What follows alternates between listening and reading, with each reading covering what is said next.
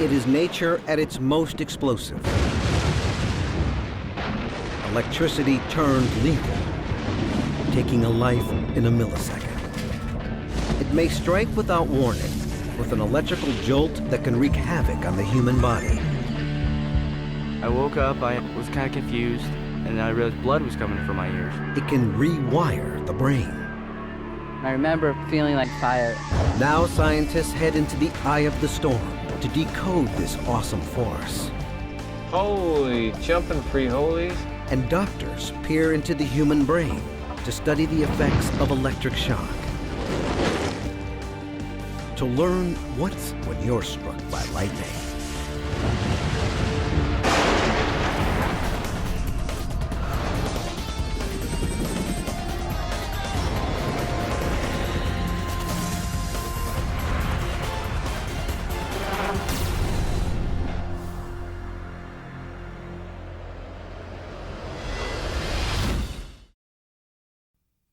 It is the most bizarre, compelling, and controversial of psychiatric diagnoses.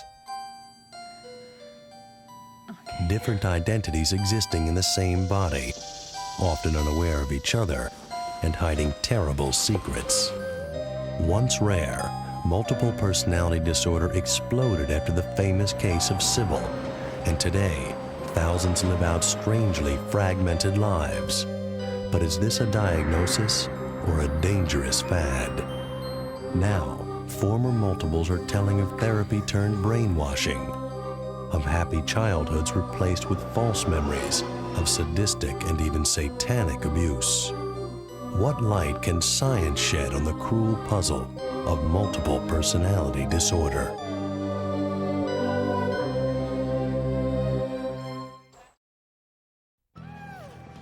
Pain and suffering will instantly vanish. The inoperable tumor disappeared. The blind shall see and the crippled walk. That's the promise of the miracle cure. Only believe and you will be healed.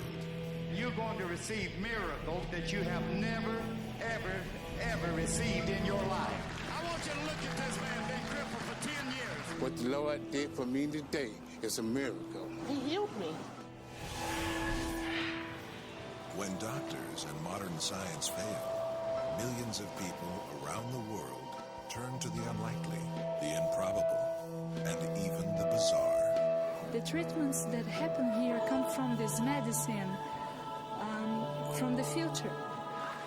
Faith healers come in many forms, but do those who promise miracle cures really deliver?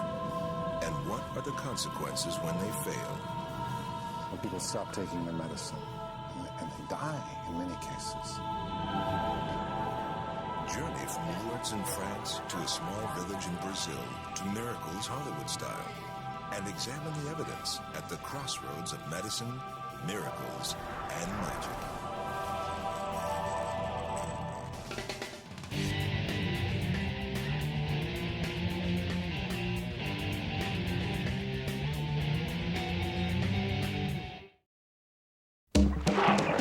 Join National Geographic on assignment for an extraordinary look at the red wolf.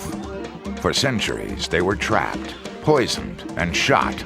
Driven to the brink of extinction, the red wolf is now part of a bold new experiment. But in order to save these animals, the federal government took a desperate gamble, removing them from the wild and placing them in a captive breeding program. Now this canine predator is going home, but its fate is far from certain. A struggle for survival. When National Geographic takes you on assignment.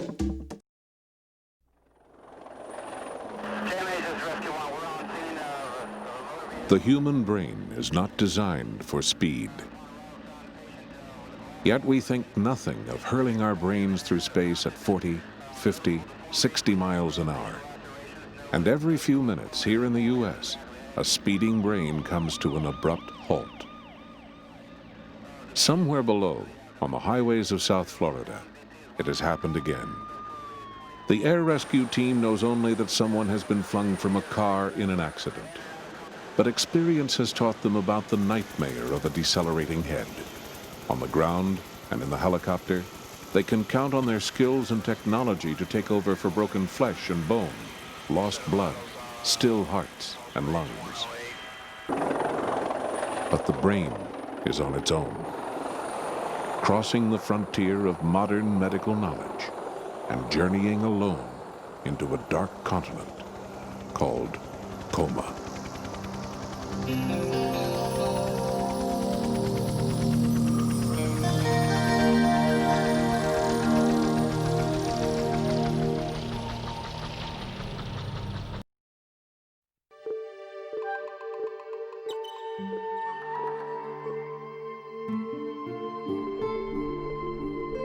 Florida is famous for its magical kingdoms, but none is more magical than this, a sprawling river. Thousands of square miles of water, barely 1 foot deep, flowing to the sea. There is nothing like it in the world, nothing at all. They call it a river of grass, a thin sheet of precious water we know as the Everglades. I'm Ed Begley Jr., and Hollywood is home for me. But the natural wilds where animals make their homes is something I work hard to protect and preserve. Lunchtime. And he's beautiful to somebody. My commitment is to nature, and the source of it all is water. The Everglades is a natural water park, a magical kingdom of rebirth and renewal. But this natural wonder is under siege. Its wildlife is threatened. Its waters are spoiled, its future in doubt. In the last century, this emerald of life-giving water has been slashed and dammed. It's been drained to make way for new homes, farms, and businesses.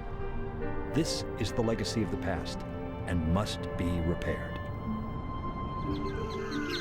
The Everglades is an American treasure. It's as unique as the Grand Canyon. But just below the surface of this famous river, there are clear signs that these are troubled waters.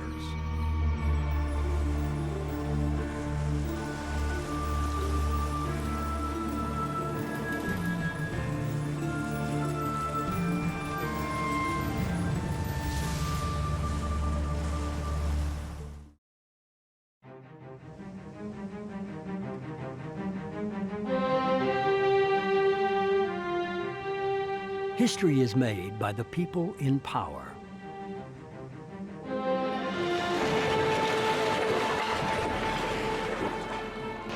History is made by people who speak out. This has been the worst foreign policy fiasco in American history.